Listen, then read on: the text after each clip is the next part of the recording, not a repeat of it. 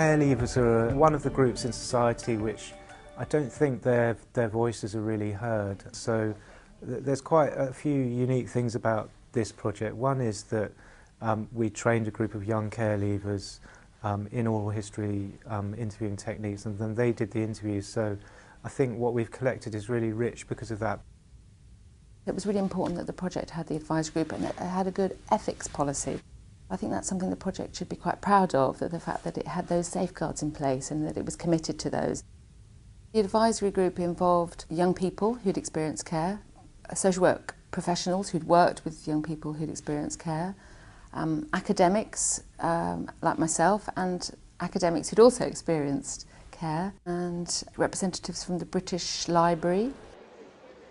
The British Library's been keen over recent years to try and collect experiences of people whose voices aren't held within the archive. So when Sky approached us and said they were thinking of applying to Heritage Lottery Fund for funding to get going with this project, we were very keen to be involved as the archive, if you like, for the project, but also helping to provide some of the support and training for the interviewers.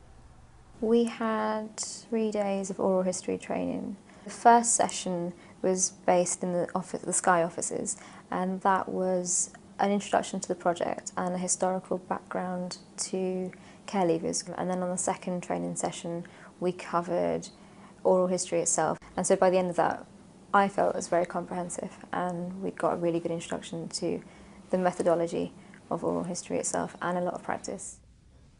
Because this is a film project, we're very aware that some people feel uncomfortable with a camera and lights. So before the interviews even started, we really made sure that people were comfortable.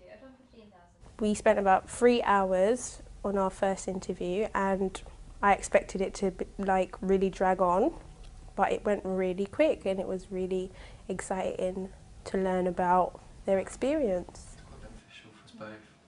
The interviewer was excellent. She listened to what I had to say and didn't edge in all the time, which was really interesting because that was one of my concerns, was someone else constantly butting in, but I was just left to say what I had to say, which was brilliant. There was quite a lot of behind the scenes activity going on behind the interviews. I liaised with the transcriber in kind of making sure that our interviews are fully transcribed so that that can be put on the catalogue of the British Library alongside the video interview. Products of the project are in 2 groups really. There's the full life story interviews, and then there's also going to be 2 short films which summarise the important issues for practice from all the stories.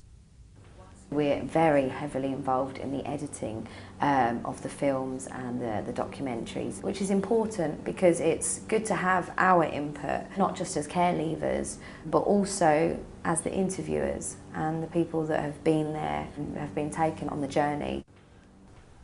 One of the important aspects of the project has been the length and depth of the interviews, where care leavers' experiences have been really embedded more generally within their longer lives. So once it's on the British Library's catalogue, anyone can word search the content within that and go immediately to that part of the interview they're interested in.